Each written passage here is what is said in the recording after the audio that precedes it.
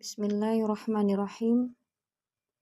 Alhamdulillahilladzi arsala rasulahu bil huda wa dinil haqq liyuzhirahu 'alad dini kullih wa kafa billahi syahida. Asyhadu an la ilaha illallah wa asyhadu anna Muhammadan 'abduhu wa rasuluh la nabiyya ba'da amma ba'd. Rabbi shrah sadri wa yassir li amri wahlul 'uqdatam min lisani yafqahu qawli. Tafsir Ibnu Katsir surat ke-114 yaitu surat An-Nas. Surat Makkiyah terdiri dari 6 ayat yang diturunkan setelah surat Al-Falaq.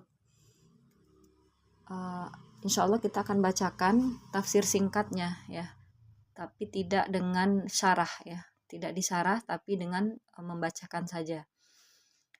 Ayat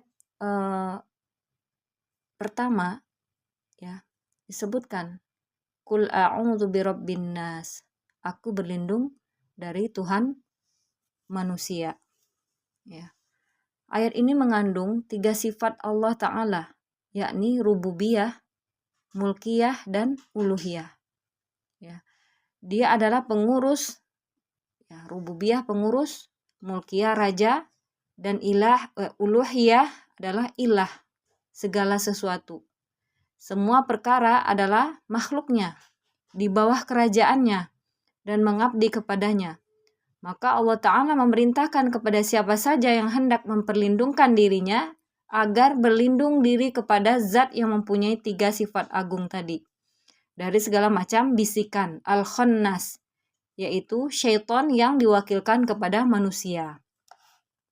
Sebab tidak ada satupun keturunan Adam melainkan dia akan disertai kawan atau pendamping atau juga disebut korin yang akan selalu menjadikan indah segala macam tindakan keji bagi pandangannya. Dan dia tidak akan pernah merusaknya.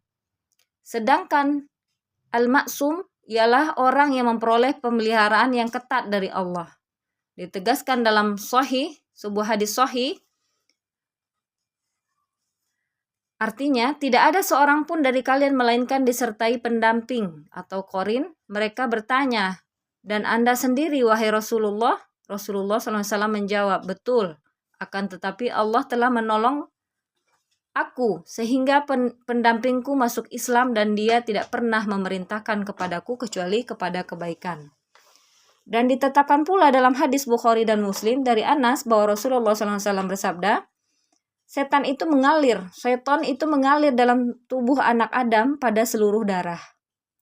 Diriwayatkan oleh Imam Ahmad dengan sanadnya dari Abu Tamimah yang meriwayatkan dari seseorang yang pernah membonceng Nabi SAW.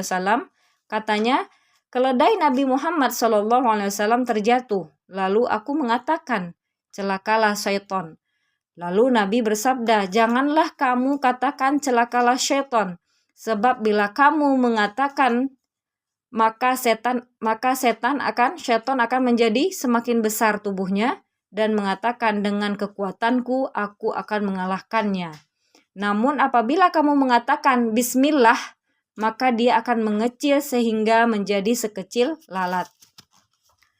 Hadis ini hanya diriwayatkan oleh Imam Ahmad, namun sanadnya bagus. Hadis ini menjadi dalil bahwa hati itu bila mana berzikir kepada Allah, maka syaitan akan mengecil dan kalah. Namun bila tidak berzikir kepada Allah, maka syaitan akan menjadi besar dan menang. Kata Sa'id bin Jubair, Ibnu Abbas radhiyallahu anhuma mengatakan sehubungan dengan firman Allah Ta'ala, al-waswasil khannas, yang selalu membisikkan dan mundur ke belakang. Dia mengatakan syaitan itu berada di dalam hati anak Adam. Bila lengah dan lalai, maka syaitan pun akan membisik-bisikan. Namun bila ingat Allah, maka syaitan akan mundur ke belakang. Khannas. Mu'tamir bin Sulaiman mengatakan dari ayahnya, diceritakan bahwa syaitan pembisik itu akan meniup hati anak Adam, yang dirundung kesedihan dan yang senang. Namun bila dia berzikir, maka dia akan mundur ke belakang.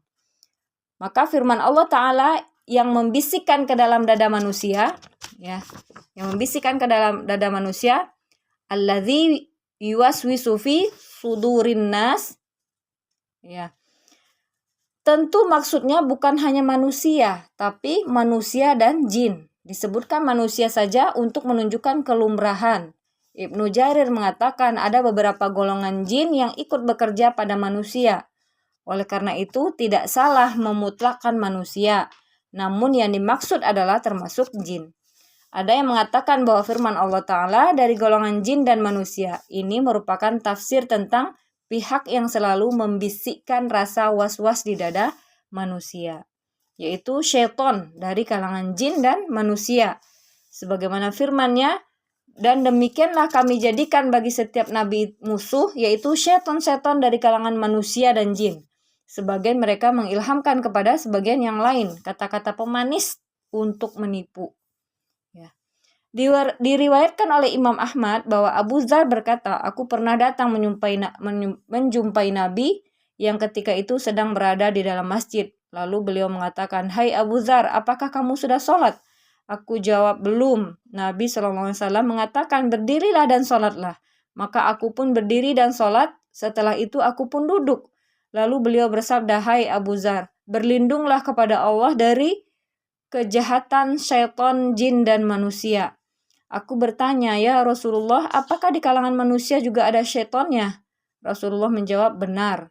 Diriwayatkan oleh Imam Ahmad dengan sanadnya bahwa Ibnu Abbas berkata, ada seorang menghadap Rasulullah SAW, kemudian berkata, ya Rasulullah, sesungguhnya terbetik dalam diriku sesuatu yang kalau saja aku jatuh dari langit, lebih aku sukai daripada membicarakannya. Nabi kemudian bersabda, Allahu Akbar, Allahu Akbar, Allahu Akbar, Alhamdulillah, yang telah menolak makarnya kepada was-was. Hadis riwayat Abu Daud. Demikianlah ringkasan tafsir surat An-Nas. Alhamdulillah. Assalamualaikum warahmatullahi wabarakatuh.